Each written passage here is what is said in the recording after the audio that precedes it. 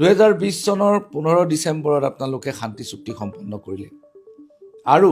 শান্তি চুক্তিৰ চতুৰ্থ বছৰ সম্পূৰ্ণ হৈ এটা পঞ্চম বছৰ বড়োলেণ্ড অট'নমাছ কাউন্সিল অঞ্চলৰ ভিতৰত শান্তি ঘূৰি আহিছে সঁচা এই কথাটো কোনো আজি অস্বীকাৰ কৰিব নোৱাৰে শান্তি ঘূৰি আহিছে কিন্তু সম্প্ৰীতি কিমান দূৰ সুদৃঢ় হৈছে সংহতি কিমান দূৰ সুদৃঢ় হৈছে আৰু 2 নম্বৰ কথাটো হ'ল যে প্ৰাক্তন বিদ্ৰোহীসকলৰ যি পুনৰ সংস্থাপন প্ৰক্ৰিয়া এই পুনৰ সংস্থাপন প্ৰক্ৰিয়াটো কি পৰ্যায়ত আছে যেটো শান্তি চুক্তিটো হৈছিলে 27 জানুৱাৰী 2020 আৰু চৰকাৰটো গঠন হৈছিলে 15 ডিচেম্বৰ 2020 হয় বিটিআৰ অঞ্চলত শান্তি যে ঘূৰি আহিব হিটোৱে বহুত ডাঙৰ এটা প্ৰশ্ন আছিল যে কেতিয়াবা স্বাভাৱিকতা আৰু শান্তি যেটো নৰ্মেলসি বুলি কয় হিটো আহিবনে নাই তো আজি একেলগে 4 বছৰ বহুত বছৰৰ পিছত একেলগে 4 বছৰ শান্তি ঘূৰি আহাটো হিটো এটা ডাঙৰ এটা ইংগিত যে অনাগত দিনত পিছটো সাস্টেইন হ'ব পাৰে শান্তিটো স্থায়ী হ'ব পাৰে এৰ এটা ডাঙৰ ইংগিত আৰু আমি যেহেতু ইটোৱে প্ৰচেষ্টা কৰি সংগ্ৰাম কৰিছিলোঁ 2010 চনৰ পৰা তৃতীয় যেটো বড়োলেণ্ড আন্দোলন হৈছিল তাত বড়োলেণ্ড ৰাজনৈতিক সমস্যা সমাধানৰ লগতে স্থায়ী শান্তি প্ৰতিষ্ঠা কৰাটো এটা উদ্দেশ্য আছিল আৰু অস্ত্ৰমুক্ত সমাজ গঢ়াটো এটা উদ্দেশ্য আছিল গতিকে আজি স্থায়ী শান্তি আহিছে সেইটো সকলোৰ কাৰণে ডাঙৰ উপলব্ধি আৰু সম্প্ৰীতি বা ইন্টিগ্ৰিটিৰ যেটো কথা আপুনি কৈছে ইয়াত মোৰ আন্ডাৰষ্টেণ্ডিংটো এনেকুৱা কি প্ৰায় অসম চুক্তি যেতিয়া হ'ল 85ত অসম চুক্তি হোৱাৰ পিছত 87ৰ যেটো বড়ো আন্দোলন আৰম্ভ হ'ল ইটো হ'ল সেপাৰেটেড মুভমেন্ট বাট বিফোৰ ডেট 1967ত পিটিসি জন্ম হৈছে আপুনি সব কথাই জানে আৰু 1967তে নিখিল বড়ো ছাত্ৰ সন্থাও জন্ম হৈছে তেতিয়াৰ পৰাই আমাৰ আন্দোলনটো চলি আছিল সেই সময়ত উদয়াচল বিচাৰিছিল plains tribal council of Assam ইয়াৰ পিছত যেটো হ'ল যে ফুল ফ্লেজেড সেপাৰেটেডৰ কাৰণে বড়োফা উপেন্দ্ৰনাথ ব্ৰহ্মৰ নাম নেতৃত্বত যেটো আন্দোলন হ'ল তো তেনেকুৱা এটা দীঘলীয়া সময় 87ৰ পৰা চুক্তিও তিনিটাকৈ হৈ গ'ল তো এইখিনি সময়ত বিভিন্ন কাৰণত কেতিয়াবা ৰাজনৈতিকভাৱে ক'বাত ভালকে ডিল কৰিব পৰা নাই কেতিয়াবা কমিউনিটি কনফ্লিক্ট হৈছে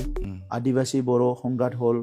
বড়ো মাইনৰিটি মুছলমান সকলৰ লগত সংঘাত হ'ল এইবিলাক বিভিন্ন কাৰণত আমাৰ ইন্টিগ্ৰিটি যেটো সম্প্ৰীতি সেইটো দূৰ হৈ নাইকিয়া হৈছিল তো সকলো কিন্তু ভুক্তভোগী বড়োসকলে সংগ্ৰামৰ নামত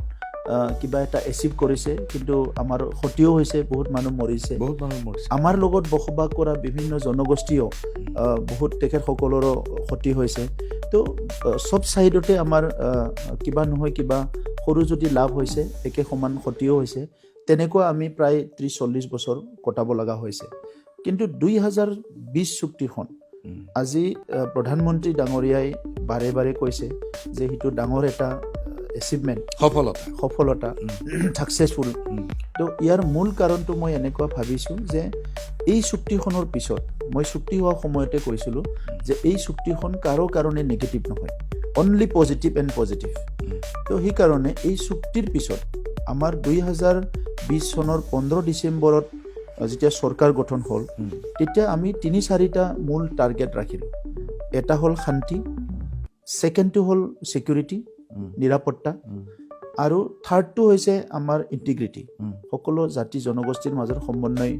কৰিব লাগে আৰু ফৰ্থ বাট ভেৰি ইম্পৰ্টেণ্ট যে যেটো ফৰ্মৰ গভৰ্ণমেণ্টে নহওক কিয় তাত মানে গভৰ্ণেন্সটো ঠিক হ'ব লাগে তো এতিয়া ইন্টিগ্ৰিটিটো মই আপোনাক ক'ব বিচাৰিছোঁ যে শান্তিটো যিমান আহিছে ইন্টিগ্ৰিটিটো সম্প্ৰীতিটো ইমান আহিছে গতিকে আজিৰ সময়ত আপুনি বেছি নহয় আজিৰ পৰা 7 ইয়াৰ্ছ 10 ইয়াৰ্ছ এইখিনি সময়ত আপুনি বড়ো অনাবড়ো বুলি আছিল আৰু যিসকল বড়ো অনাবড়ো বুলি দুভাগ যেটো হৈছে তাত যিসকলে পাৰ্টিচিপেট কৰাও নাই তাত শ্বেয়াৰ হোল্ডাৰ হোৱাও নাই সেই সকলো কিন্তু কাৰোবাৰ নহয় কাৰোবাৰ লগত অলপ বেয়া বেয়া হৈ আছিল কিন্তু এতিয়া আপুনি দেখিবলৈ পাইছে মই যদি পলিটিকেল সাইডৰ পৰা কওঁ যে লাষ্ট যেটো বাই ইলেকশন হৈ গ'ল তাত 99.9% অৰ্গানাইজেচনে আমাৰ লগত আছে এইটো এনেকা এটা ইংগিত হৈছে যে তেখেতসকলে বা সবে বিচাৰিছে এতিয়া ইন্টিগ্ৰিটিটো আৰু এইটো অকলে এজনে বিচৰা কথা নহয় আজি আপুনি সবে জানে যে দোকান হাতে দিহে এইটো তালি বজাই সবে বিচাৰিব লাগিব আৰু বড়োলেণ্ডবাসীক মই ধন্যবাদ জনাওঁ যে এতিয়া আমাৰ পপুলেশ্যন 35 লাখ হ'ল প্ৰায় 25টা জনগোষ্ঠী আছে প্ৰত্যেকটো জনগোষ্ঠীয়ে বিচাৰিছে হিচাপে প্ৰত্যেকটো জনগোষ্ঠীয়ে আশা কৰিছে হিচাপে আৰু সবে কিবা নহয় কিবা অলপ প্ৰচেষ্টা হাতত ৰাখিছিলে হিচাপে আজি আমি ইন্টিগ্ৰিটিটো পাবলৈ সক্ষম হৈছোঁ